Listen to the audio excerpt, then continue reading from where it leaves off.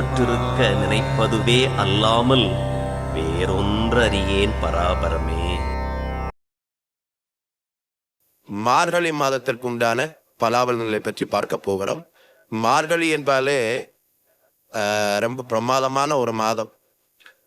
வைஷ்ணவர்களுக்கு ரொம்ப ரொம்ப பிரமாதமான மாதம். திருப்பதி எல்லாம் போனீங்கன்னா கூறி கொண்டாட்டம். அது என்ன, அதாவது விஷ்ணு பகவானை எப்படியெல்லாம் ரசிக்க முடியுமோ, கொண்டாட முடியுமோ, அன்பு காட்ட முடியுமோ, காதலிக்க முடியுமோ, இப்படிப்பட்ட பல ரூபங்களில் ரொம்ப சிறப்பாக கொண்டாடுகிற மாதமாக மார்கழி.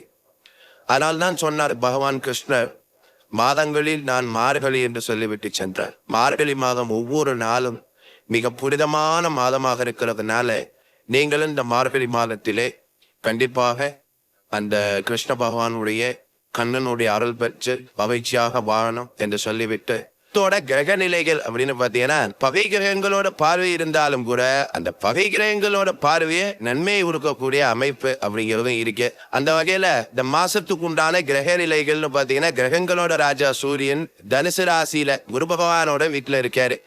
செவ்வாய் கடகராசியில நீசம் அடைஞ்சு வக்கரம் அடைஞ்சு இருக்கா. குரு பகவான் மகர ராசியில இருக்காரு. 15ஆம் தேதி கும்பராசிக்கு போக போறாரு. புதன் விருச்சிக ராசியில இருக்காரு. 17ஆம் தேதி தனுசு ராசிக்கு போக போறாரு. குரு பகவான் ரிஷபத்துல வக்கரம், சனி பகவான் கும்பத்துல ஆட்சி, ராகு மீனத்திலையும் கேது கன்னியிலும் இருக்காங்க. இதுதான் இந்த மாசத்தோட கிரக அமைப்புகள் அப்படிங்கிறது. இதுல கடகத்துல இருக்கிற செவ்வாய், கும்பத்துல இருக்கிற சனியை பார்க்கிறார். இது ஒரு பகை கிரகங்களோட பார்வை அப்படிங்கிறது. அதோட இல்லாம செவ்வாய் மகரத்துல இருக்கிற சுக்கிரனை 15ஆம் தேதி வரைக்கும் பார்க்கிறாரு. அதன் பிறகு கும்பத்துக்கு சுக்கிரன் 5 தேதிக்கு பிறகு போயும் கூட சுக்கிரனை பார்க்கிறாரு. செவ்வாய்க்கு சுக்கிரன்கிற ஒரு பகை கிரகம் இருந்தாலும் கூட சுக்கிரமங்கல யோகம் அப்படிங்கிற ஒரு அற்புதமான யோகம் ஏற்படுது. அதாவது செவ்வாயோட பார்வை விட்டு சுக்கிர பகவான் மங்கள யோகம் அடைகிறார். அசுர குரு அப்படிங்கிற ஒரு தேவகுரு மாதிரி செயல்பட போறார். மங்கள யோகம் அப்படிங்கிறத அறிஞ்சதால இந்த அமைப்பு உங்களோட ராசிக்கு என்ன பலன் கொடுக்க போகுது அப்படிங்கிறத பார்க்கணும். தனுசு ராசி நேயர்களே, இந்த தனுசு ராசி நேயர்களுக்கு மார்கழி மாதம் என்பது ஒரு வரம்பெற்ற மாதம்னு சொல்லலாம். 9ஆம் பாவாதிபதி உங்க ராசியில் வச்சிருக்கிறார். சூரியனே உங்கள் ராசியில் வச்சிருக்கிறார். வருடத்திற்கு ஒரு முறை கிடைக்கின்ற வாய்ப்பு இது. சூரியன் என்றால் ஒளி கிரகம். நீங்கள் ஒளி கிரகத்திற்கு பக்கத்தில் உட்கார்ந்துட்டு இருக்கிறீங்க, அப்ப இருட்டு இல்லைன்னு அர்த்தம். இது உங்க உடம்பு பொறுத்து நான் சொல்லல, மனசுக்குள் இருக்கக்கூடிய குழப்பங்கள், இருண்ட பகுதி என்பது அகன்று போகும். இறைவனுடைய அனுகூலங்கள் உங்களுக்கு கிடைக்கும். வீடுமனை வாசல், அடிப்படை வசதிகள், பிள்ளை பேறு பெற்றுக் கொள்வது, பேரம்பேத்தியை பார்க்கறது, குடும்பத்தில் ஒரு மகிழ்ச்சி கொண்டாட்டங்கள், விருந்து கொண்டாட்டங்கள் எல்லாம் சிறப்பாக செல்லுகிறது என்று சொல்லுகின்ற அளவிற்கு இந்த மார்கழி மாசத்துல தனுசூல பிறந்தவர்களுக்கு சூரியனுடைய அருளால் மிகப்பெரிய நன்மைகள் உண்டு. பக்கத்தில் இருக்கக்கூடிய சிவனாலயங்களுக்கு சென்று வாருங்கள். கண்டிப்பாக அந்த அம்பாளையும் வணங்கி வாருங்கள். நீங்கள் நினைத்தது நடக்கும், கேட்டது கிடைக்கும் என்று சொல்லுகின்ற அளவிற்கு மிக பிரமாதமான அம்சங்கள் கண்டிப்பாக உண்டு. இந்த சூரியன் அங்க இருக்கிறதுனால 7ஆம் இடத்தை பார்த்து கொண்டிருப்பார். இந்த 7ஆம் இடம் என்பது காலபுருஷனுக்கு 3ஆம் இடமாக இருக்கிறதுனால சில பேர்களுக்கு கழுத்து வலி, தோல் பட்டையில வலிக்கிறது, இந்த மாதிரி ஏதாவது உடம்புல ஒரு பெயின் இருக்கிற மாதிரி ஃபீல் பண்றது, டாக்டரை பார்க்கறது, இப்படி ஒரு பக்கம் இருந்துட்டாலும் கூட இது ஒரு மிகப்பெரிய துன்பத்தை கொடுக்கக்கூடிய பாகமாக இருக்க வாய்ப்புகள் இல்லை. உடன் பிறந்தவர்களில் இளைய சகோதரமாக இருக்கக்கூடியவர்கள் மூலமாக அனுகூலங்கள் கிடைக்கும். அவர்களுக்கு அவங்க வீட்டில் ஏதாவது நல்லது கெட்டது நடக்கிறதுல பங்கெடுத்துக் கொள்ளக்கூடிய வாய்ப்புகள் கிடைக்கும். இப்படி இந்த தனுசூல பிறந்தவர்களுக்கு சூரிய பகவான் மிகச் சிறப்பான ஒரு வாய்ப்புகளை வழங்குகின்ற இடத்துல அமர்ந்திருக்கிறார். ஆனால் ராசிநாதனாக இருக்கக்கூடிய குரு பகவான் 6ஆம் இடத்தில் வச்சிருக்கிறார். 6ஆம் இடத்தில் இருந்து கொண்டு அவர் 12ஆம் இடத்தையும் உங்களுடைய அடுத்த கட்டம்னு சொல்லக்கூடிய 2ஆம் இடத்தையும் பார்க்கிறார்.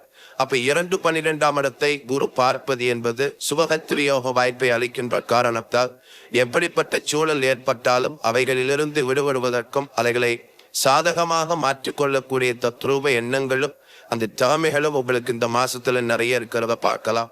அரசாங்கத்தில் ஒர்க் பண்ணக்கூடியவங்க, அரசு பதவியில் இருக்கக்கூடியவங்க, மிகப்பெரிய பொறுப்புகளில் அமர்ந்து வேலை செய்யக்கூடியவங்க, மருத்துவர்கள், டாக்டர்ஸ், இப்படிப்பட்டவங்க இவங்க எல்லாத்துக்குமே இந்த மாசத்துல பார்த்தீங்கன்னா நல்ல ஒரு முன்னேற்றமும் நல்ல ஒரு செயல்பாடுகள், பெயர் புகழ், கௌரவம், விருதுகளும் வளர்ந்துகிற அளவுக்கு நல்லா இருக்க போகுது. அதேமாதிரி தனுசுல பிறந்தவங்களுக்கு செவ்வாய் உங்க ராசிக்கு 8ஆம் இடத்தில் வச்சிருக்கிறார். இந்த 8ஆம் இடத்துல செவ்வாய் இருப்பது என்பது எப்பொழுதுமே பார்த்தீங்கன்னா கொஞ்சம் பரந்த குடும்பத்துல சின்ன பசங்களா இருக்கக்கூடியவங்க பெற்றோரோட முட்டி மோதுறது, அல்லது வளர்ந்திருக்கிறவர்கள் கூட உங்கள் பெற்றவர்களோட முட்டி மோதுறது, கொஞ்சம் பகை ஏற்படுவது, அண்ணன் தம்பி சொந்த பந்தம் என்று சொல்லக்கூடிய உற்றார் உறவுகளோடு சற்று மௌனத்தை கடைப்பிடிக்கிறது இந்த மாசத்தை பொறுத்தளவு சரியா இருக்குங்கிறத நீங்க கொஞ்சம் நினைவுல வச்சுக்கணும்.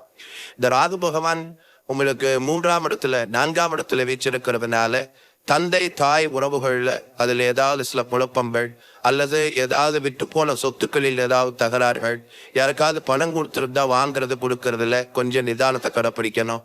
இப்படி கொஞ்சம் உட்குடும்ப வாழ்க்கை சம்பந்தப்பட்ட விஷயங்களை நீங்கள் கொஞ்சம் பொறுமையை கையாளணும் அப்படிங்கிற நிலைகளும் உங்களுக்கு உண்டு.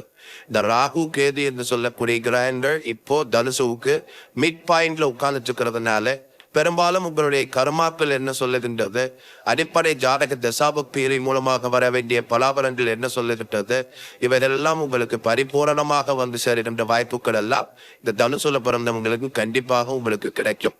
அதையும் கேது பகவான் 10ஆம் இடத்தில் இருப்பது என்பது பயணங்களை கொடுக்கக்கூடியதாக இருக்கும். புதிய வேலை வாய்ப்புகள், புதிய இடங்களுக்கு செல்றது, புதுசா படிக்கிறது, இந்த மாணவ பருவத்து பிள்ளைகளாக இருக்கக்கூடியவர்களுக்கு நல்ல மதிப்பெண்கள் பெறுவது, அந்த சென்று படிக்க ஆசைப்பட்ட அந்த பகுதிகளிலே மிகப்பெரிய வளர்ச்சி பெறுவது, முடிவுரை அதை முடிச்சுட்டு வெளியில வர்றது, அந்த படிப்புக்கு தகுந்த அந்த இடங்களில் வேலை வாய்ப்புகள் பெறுவது, இப்படிப்பட்ட அனைத்து கோணங்களிலும் கண்டிப்பாக இந்த கேது 10ஆம் இடத்தில் இருப்பது என்பது மிகப்பெரிய சிறப்பம்சத்தை கொடுக்கக்கூடியதாக இருக்கும்.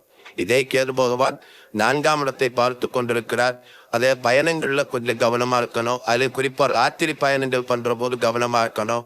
நீங்க ராத்திரியில பயணம் பண்ண ஆசைப்பட்டீங்கன்னா பப்ளிக் டிரான்ஸ்போர்ட் யூஸ் பண்ணிக்கிறது ரொம்ப சிறப்பாக இருக்கும். உங்க சொந்த வண்டி எடுத்துட்டு ஒரு 50 கிலோமீட்டர் போனா அங்க போன இங்க போனா பிடிக்கிறத தவிர்க்கிறது கொஞ்சம் சிறப்பை கொடுக்கக்கூடியதாக இருக்கும். அதே போல இந்த தனுசுல பரக்கிரமங்களை பொறுத்தளவு இந்த சனி பகவான் 3ஆம் இடத்தில் சம்பந்தப்பட்டிருப்பது என்பது திடீர் அதிர்ஷ்டத்தை கொடுக்கும். மரால பணம் வரக்கூடிய வாய்ப்புகள் இருக்கும், தொழில் முன்னேற்றங்கள் இருக்கும், சொந்த தொழில் செய்யக்கூடியவர்களுக்கு பெருத்த லாபம் விலை கொடுக்கும்.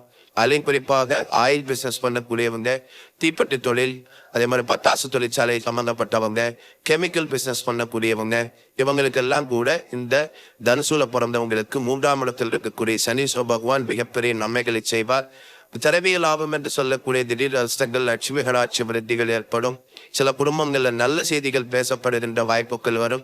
சில பேர் வீடு கட்டணும், மனை வாங்கணும், இதுக்குண்டான அடிப்படை விஷயங்களை பேசுகின்ற அந்த வாய்ப்புகள் எல்லாம் நிறைய பேருக்கு கிடைக்கும்.